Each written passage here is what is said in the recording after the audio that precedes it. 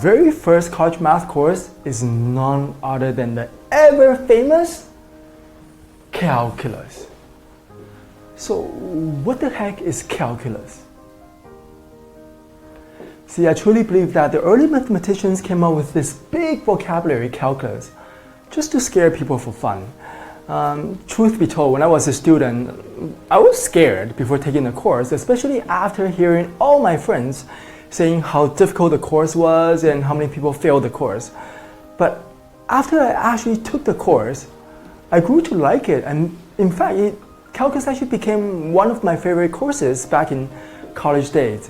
So my main focus in this course is to really solve the mystery of calculus. And we're going to break down calculus into simple pieces that are easy to grasp, and hopefully you'll grow to like calculus as I do. Let's go. So, what is calculus all about? See, as mighty as the word might sound, calculus is really about two key concepts, which most schools conveniently break up to two courses for you guys. Level 1 calculus is called differential calculus, which is going to be our focus for the next few months. Okay, so in differential calculus, we're going to be looking to finding the slope of a curve. So for example, say we are given a quadratic function with a graph of a parabola. And we're going to look into finding the slope at any point on the curve. For example, finding the slope at x equals 1. Finding the slope at x equals 3. I mean, that's pretty cool stuff, right? Because back in high school math, we could only find the slope of a straight line. For example, let's say we have a straight line which passes through 2 points. Say this point, 2, 3, another point, 8 and 10. Okay, now finding the slope of a straight line is easy, right? I mean, easy peasy. We simply plug into the slope formula. Slope is defined as rise over run, where rise is the difference in y coordinates. Run is the difference in the x coordinates.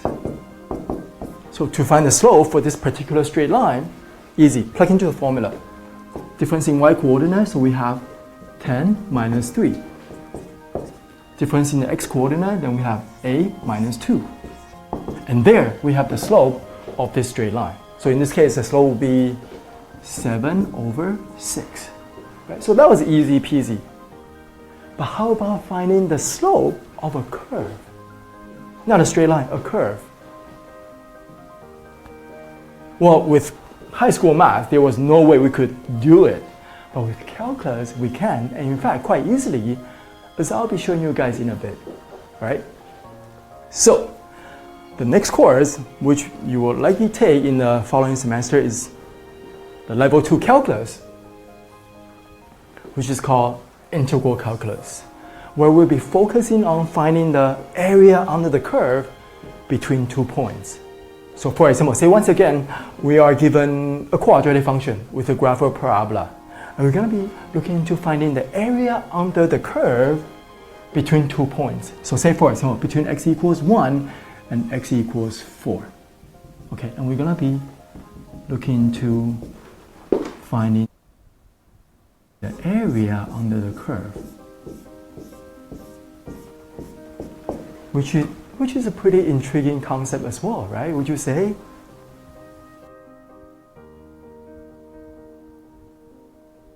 All in all, calculus is really just based on one simple idea. Whether it's differential calculus or integral calculus, believe it or not, calculus is just based on one simple idea called limit, which we will find to be the first chapter in every calculus textbook. Okay, so what I'm going to do next is to walk you through an exercise of finding the slope of a curve at any point. And we're going to introduce the idea of limit along with it. Okay, so let's go.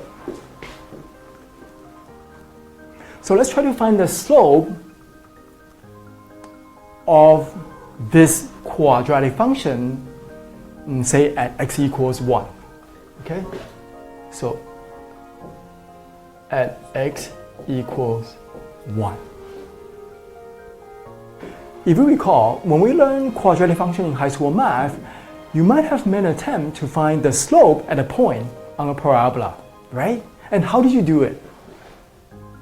Well, you draw a tangent line passing through that point, right? So, say for example, you might draw a tangent line something like this, right? And you locate 2 points on that tangent line and find the slope using the slope formula, right? Rise over run to find the slope of the tangent line, right? However, due to human error, everybody will draw the tangent line a little bit differently, right? So for example, you might draw a tangent line like this, and your buddy might draw the tangent line a little bit off, right? Something like this, right? So since everybody is going to draw the tangent line a little bit differently due to human error, everybody will come up with a slightly different value for the slope, right? Now in calculus, we're actually going to learn a way to find the exact slope of the tangent line passing through x equals 1. All right, so let's go. Now to find the slope, we always got to come back to the slope formula, right? So let me just quickly write out the slope formula again. So slope is defined as rise over run, where rise is the difference in y coordinates, run is the difference in the x coordinate. So as you can see, to find the slope, we ultimately need 2 points for us to find the slope, right? So what I'm gonna do here is check this out, okay? So in this case, we are trying to find the slope at the point x equals 1. Okay, so I'm gonna name that point P. Okay, and what's the coordinate for P? Well, at x equals 1, what's the y value? Well, let's plug it in, right? Plug in x equals 1, 1 squared is 1, plus 2, we get 3. Okay, so point P has a coordinates 1 and 3. Okay, so and because to find the slope, we need 2 points, right? So what I'm gonna do is I'm gonna randomly pick another point on the curve. And I'm gonna call that point Q, okay, with the coordinates x and y. Okay? And what I'm gonna do is I'm gonna connect the 2 points, P and Q,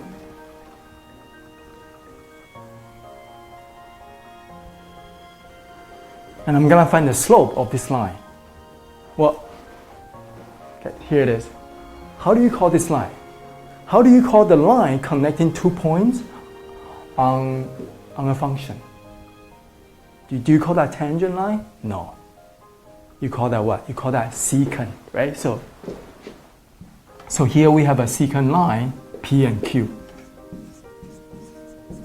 We call that secant, PQ. Okay, guys?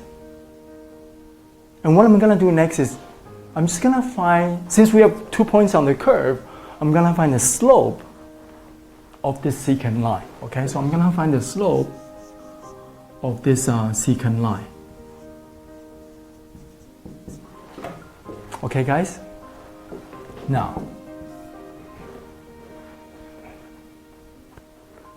well, slope is defined as rise over run, right? Where rise is the difference in y coordinates. So I'm gonna subtract the y coordinates here. So subtracting y coordinate, we have y minus 3. And subtract the x coordinates, we have x minus 1. Okay.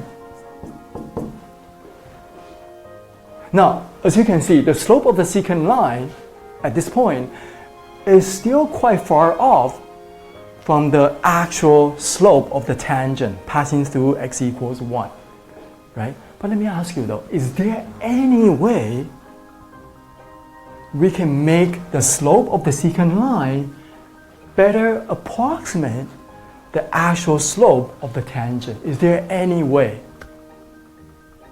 Let me give you a hint.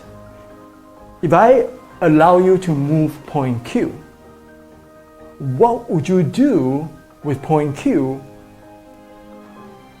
to make the slope of the secant line better approximate the actual slope of the tangent? What would you do to this point? Would you move the point closer to point P or further away from point P? Well, let's see, guys. if you were to make the point further away, check this out. Okay, let me use another color. So let's say if you move the point Q further away from P, say right here. Now connect the 2 points. Guys, would you say the slope of this secant is actually further off from the actual slope of the tangent, right? So we don't want to do that. So let's do the opposite. Now, guys, let's move Q closer to point P. See, look, if I move Q closer to point P, say if I move Q right here, guys, we connect the points again. Hey guys, would you say the slope? Now it's getting a bit closer to the actual slope of the tangent, right? Would you say? Now, if I make point Q even closer, I say right here. Guys, connect the 2 points again.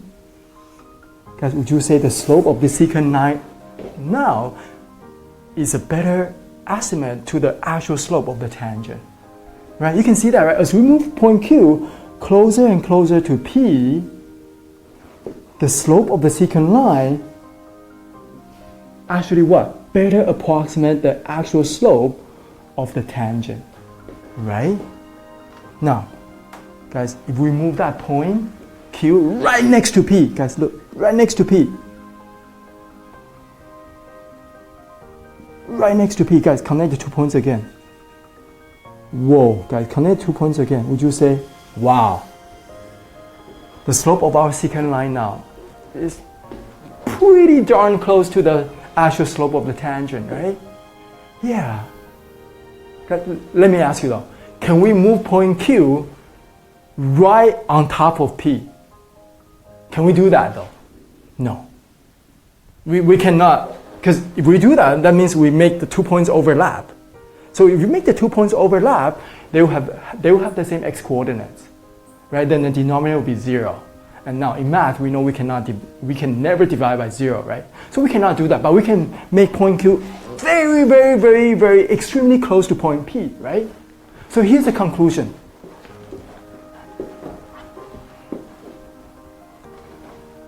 As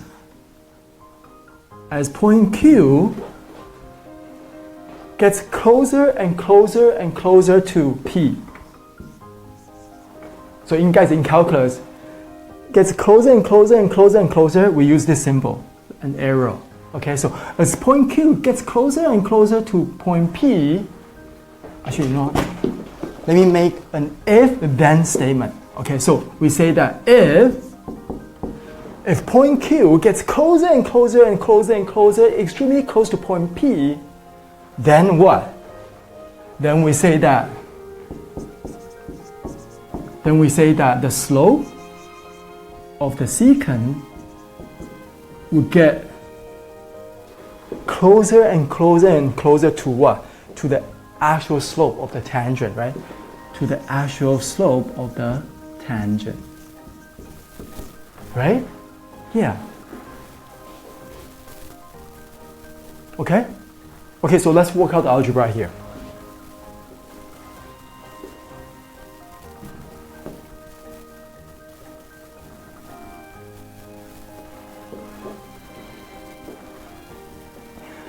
So what does it mean when we say as we move point Q closer and closer to P? That means what do we do with the x?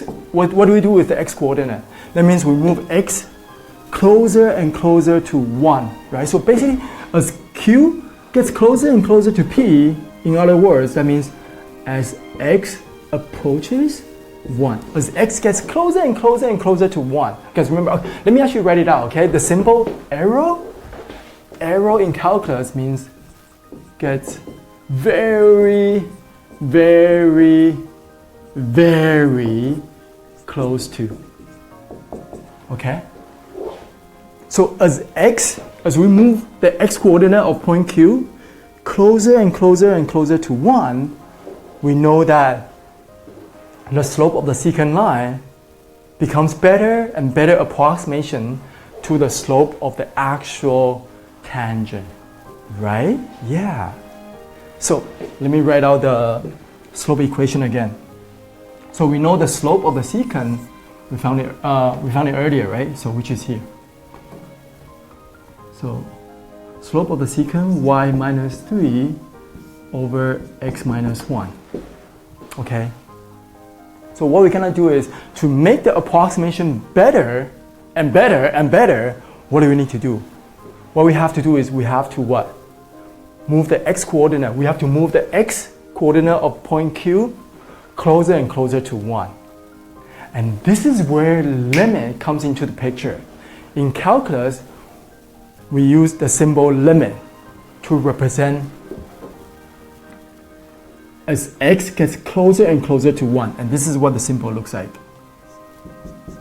Limit as x approaches 1. Okay? You see that, guys? I want you to pay attention here. This is where limit comes into picture. Because we really have to come up with a mathematical notation to represent as x gets closer and closer and closer to 1. Because we don't want to say this every single time, right? Because it's tedious. As x gets really close to 1. We're going to come up with a math symbol that represents that. And this is a math symbol, limit, okay? So limit as x approaches 1. As x gets really close to 1, we know that the slope of the secant becomes what? A better and better approximation to the actual slope of the tangent, right? So we know that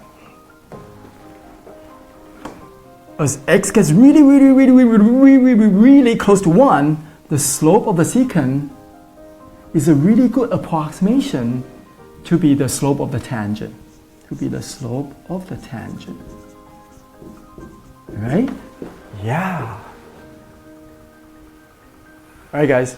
Now remember, we say that can x be 1? No, right? Because we can never move point Q to sit exactly on top of point P. We can never make Q overlap point P, right? So which means we can never make x equal 1, right? So let's make a note. We can never make x equal 1. X cannot be 1. And we can actually see that from the algebra point of view as well, right? Because what's going to happen when you make x equals 1? If you make x equals 1, 1 minus 1 is 0. And in math, we can never divide by 0 at the denominator, right? So at this point, we cannot plug in x equals 1 into this algebraic expression, right? Okay, however, can we sort of play with the algebra a little bit here so that perhaps we can plug in 1 at some point to this algebraic expression? Well, let's see. So guys, here we are dealing with two variables, x and y, right? So is there any way we can represent y in terms of x? Then we are only left with one variable to deal with, which is always, preferable, right? Well, let's see. Is there any way we can represent y in terms of x? Yeah, it's right here. Y, any point on the curve, the y coordinate is just what? Can be expressed as x squared plus 2. So y is actually x squared plus 2, right? On this quadratic function, right? So y is actually just x squared plus 2. So y is actually just x squared plus 2. Okay, so now let's simplify this algebraic expression a bit, okay? So limit as x approaches 1. Now look. Here, up at numerator, now we have, well, what do we have at the numerator? We have x squared plus 2 minus 3, right? And denominator, we have x minus 1. Okay, let's see if we can simplify the algebraic expression a bit. Well, guys, up at the numerator, we have x squared plus 2 minus 3, that's just minus 1, right? And then denominator is still x minus 1. Now look, guys, look. Would you say this numerator, x squared minus 1, can be factored into what? Remember the difference of squares? Difference of squares can be factored into what? A squared minus b squared can be factored into a plus b times a minus b, right? So you see, look, then x squared minus 1 we can see as 1 squared, right? So x squared minus 1 squared is just what? X plus 1 times x minus 1, right? Based on the difference of square formula, right? Yeah. Cool. So up at the numerator, x squared minus 1, we can factor this into x plus 1. Oops. X plus 1 times, oops. X plus 1, all right, times x minus 1, right? Now down at the denominator, we still have x minus 1. So as it turns out, this algebraic expression can be simplified as just x plus 1, right? Because x minus 1, common factor, we can cancel them out, right? We can cancel them out, right? So the slope of the tangent line, so the slope of the tangent line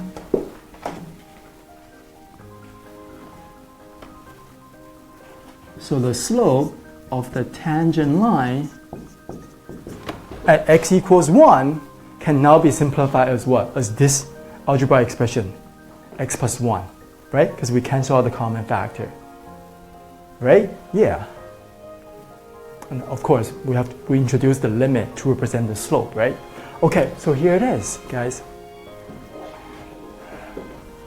What does this tell us? I'm actually going to make a table here, guys. Check this out. X, and then the slope. Okay, so guys, remember x cannot be 1, right? X cannot be 1 because we cannot make the 2 points overlap.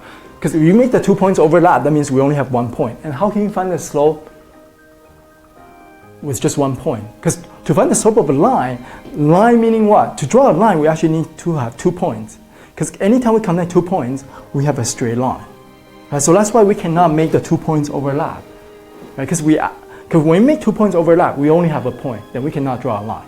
Right? So that's why x cannot be 1. See, this is a very important concept. That's why I have to stress it over and over again. Right? So because x cannot be 1, but we can make x very, very close to 1. And let's see what happens when we make x very, very close to 1. So check this out, guys. Although x cannot be 1, but we can make it really close to 1. So let's make x, say, 1.1. Then what will be the slope of the secant line? So if we bring x to be sitting at 1.1, what will be the slope of the secant line? Well, plug into the formula here. 1.1, x is 1.1, right? 1.1 plus 1 is 2.1. Okay, now let's make x even closer to 1. Say 1.01. Plug in x equal 1.01 here. What will be the slope of the secant line? That will be what? 1.01 plus 1 is 2.01. Right? Because let's make x even closer to 1. Say 1.000001. Plug in the x value here. What do we get? 1.000001 plus 1 is what? 2.000001. So guys, that means what? X value gets closer and closer to 1. The slope of the secant gets closer and closer to what? Look at this trend. Would you say the slope of the secant line gets closer and closer to what value? 2, right? So as x gets closer and closer to 1, the slope of the secant gets closer and closer and closer to what value? 2. And guess what? That 2 is the slope of the tangent at x equals 1. Wow, it's pretty cool stuff, right? Yeah. All right, so let's do a quick recap. How do you find the slope of this quadratic function y equals x squared plus 2 at x equals 1? Well, we started off by drawing a secant line connecting 2 points on the quadratic function. Then we use the slope of the secant to approximate the slope of the tangent at x equals 1. Right? And how do we improve our approximation? by moving point Q closer and closer and closer to point P, right? In other words, by making X closer and closer and closer to 1. And that's where the limit comes into the picture, right? So by evaluating the limit of this rational expression as x approaches 1, we were able to conclude that the slope of the tangent at x equals 1 is 2. Slope is 2. So hopefully you now have some idea about limits. And of course, we're going to explore much deeper into limits as we progress through the first chapter of calculus.